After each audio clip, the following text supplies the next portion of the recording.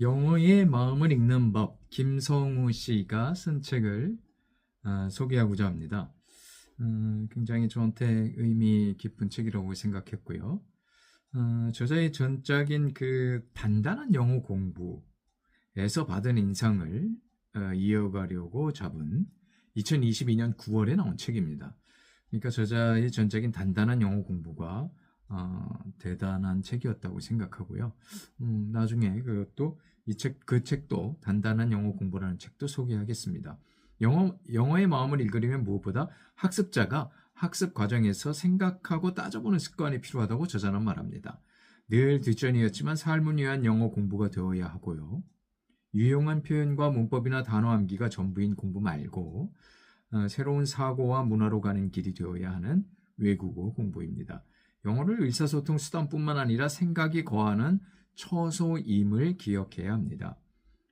사전 내부보다는 삶과 역사 및 문화와 사회 속에서 의미를 찾는 영어 공부가 되어야 한다고 말합니다. 언어와 사고는 메비우스 띠와 같이 엮여 있습니다.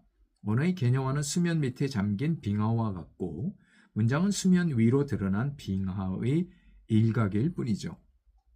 개념화가 중요한 언어는 본질적으로 은유입니다. 삶을 살피고 사회를 바꾸는 프레임으로서의 공부의 핵심은 새로운 은유 체계를 만들어가는 것이죠. 언어는 텍스트와 맥락의 유기적 결합을 통해 의미를 만들어냅니다. 2013년부터 2021년까지 전국 영어 교사 모임이 발간하는 함께하는 영어 교육의 인지 언어학 이야기를 연재한 내용을 다듬고 수정한 내용의 이 책에서는 인지과학과 뇌과학을 비롯한 언어학, 심리학 등 학제 간 소통을 바탕으로 영어 교육 혹은 영어 공부에 대한 생각의 전환을 유도합니다. 인지 언어학은 북미와 한국에서의 대세인 노엄 촘스키 언어학과 호주에서 유행하는 체계, 기능 언어학과 더불어 세계 언어학의 세 가지 흐름 중 하나입니다. 내신, 수능, 자격시험, 공무원 시험 등으로서의 영어 교육에서 마음을 전달하고 세계와의 소통을 위한 영어 교육으로서의 전환을 유도하는 저자의 인문학적 사고가 돋보이는 본문으로 한번 들어가 보시죠. 1장은 인지 언어학에 관한 내용입니다. 2장의 핵심은 언어학을 언어 안에 가두지 않는 게 중요하다는 점이죠. 인지 언어학을 알려면 언어학에 대한 전반적인 발달 과정을 알아야 합니다. 그렇게 하면 인지 언어학이 탄생할 수밖에 없는 이유가 나타나죠. 20세기 초반의 행동주의 심리학의 유행에 의해 언어 습득은 자극, 반응, 강화라 표현되고 악기를 배우거나 운동 습관을 들이는 일과 비슷해집니다. 인간의 마음은 빈 서판이어서 출생 이후의 상호작용이 전부라는 생각이죠. 1930년에서 40년대에는 구조주의 언어학이 꽃을 피우고 1950년 후반 들어 언어의 중심은 의미가 아닌 형식이라 주장하는 노엄 촘스키에 반발하는 새로운 언어학이 탄생합니다. 보이지 않는 것에 주목해야 하고 누구나 언어 습득 능력을 가지고 태어난다는 주장이며 언어는 다른 인지 기능과 분리된 독립적 모듈, 언어 기능의 단원성이라는 것입니다. 촘스키 언어관에 반대한 또 다른 부류인 인지 언어학자들은 다양한 학문 분야의 복합적 및 다면적 정신기능의 특징이 언어에 나타난다고 말합니다. 언어는 수많은 영역과 상호작용하는 복합적인 기능이라고 주장하는 그들은 의미 문제를 언어학 중심으로 둡니다. 서로 다른 의미 체계를 이해하고 문화적 지평을 확대하는 인지 언어학은 1970년대에 시작되어 자연어의 범주화, 언어 조직의 기능적 원리들, 통사론과 의미론의 개념적 인터페이스, 서로 소통하는 통로를 연구하고 신경과학과 접점 지속을 모색합니다. 마음에 관한 학문인 인지과학이 마인드와 코그니션, 인지를 포괄하는 용어로 선택한 마음은 인지, 기억, 학습, 언어, 지각, 정서 등이 이루어지는 곳입니다. 2장은 생각의 근원인 은유에 관한 내용입니다. 언어는 기본적으로 비유적이라고 합니다. 은유는 개념화와 깊은 관련이 있고 세상을 이해하는 방식이면서 특정 사건을 인식하는 방법이기도 합니다. 모든 생각 조직 패턴의 은유는 영향을 미치죠. 어떻게 보면 우리 삶 자체가 은유적입니다. 사고 패턴을 이용한 어휘 교습은 개별적인 어휘 교습보다 효율적이죠. 어휘를 공부할 때는 문자 그대로의 의미는 물론 은유적 의미를 같이 생각하는 습관을 들여야 합니다. 은유적 사고는 물리적 세계를 거쳐 심리적 세계를 지나 고도로 추상화된 개념 세계로의 여행을 가능하게 합니다.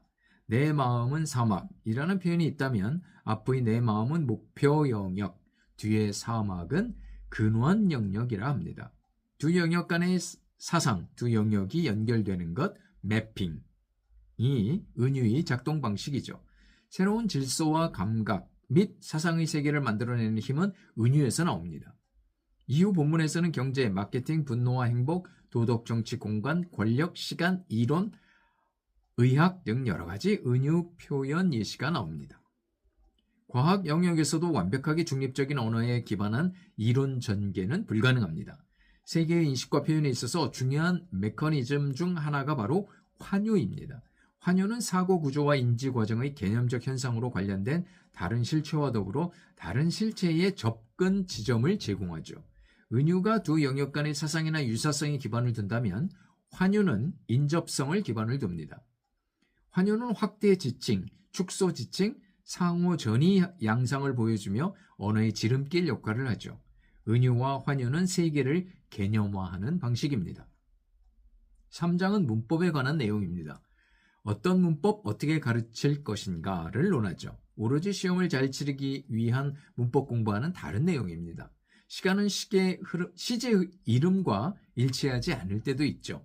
시간과 시제는 다른 영역에 속한 개념인 까닭이죠. 시간의 흐름을 언어로 번역하는 방식이 바로 시제입니다. 완료나 진행은 시제 아닌 사상, 어스펙트이죠. 이 사상은 사건과 상태의 내적 구조, 모양이며 발화자 관점에 따라 달라집니다.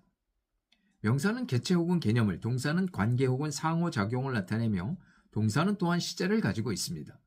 추상화와 개념화, 체계화 따위의 범주화는 폭력적일 수 있습니다. 흐르는 강물을 직육면체로 잘라내는 것 같은 명사화입니다. 조동사는 일반 조동사와 서법 조동사, 하나의 세계를 다른 형식으로 표상한다로 나뉩니다. 가정법은 정교한 세계를 상상하고 무의식적인 혼합을 표현합니다. 개념의 시각화와 블렌딩은 창조적 사고를 키우는 데 도움이 되죠. 두 가지의 개념을 시각화하여 혼합한 후 제3개념을 이미지로 표현합니다. 명사, 동사, 형용사, 부사는 내용어, 전치사, 대명사, 관사, 감탄사, 과거형 3인칭, S는 기능어로 불립니다. 전치사는 개체 혹은 개념 간의 관계를 표현하죠. 영상 도식을 가장 잘 나타내는 말 중에 하나인 전치사는 은유적 사고를 통해 추상적 영역으로 확장하게 합니다. 또한 공간 관계 기본 의미에서 다양한 추상적 의미로 확장 의미하게 하는 전치사입니다.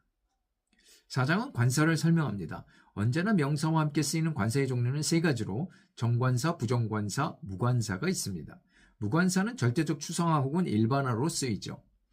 맥락과 개념화에 따라 관사의 쓰임은 결정되며 관사의 활용은 인식론적 지위를 트래킹하는 시스템이죠. 5장에는 단어와 문장에 대한 새로운 시각이 나옵니다. 문법과 어휘는 둘 다 형태와 의미를 가지며 둘은 한 몸입니다. 문장 형식은 암기할 요소 아닌 활용할 수 있는 도구입니다. 처음 영어를 배울 때부터 무작위 여러 동사보다는 빈도수 높고 대표성 있는 동사를 집중적으로 배우는 게 효과적입니다.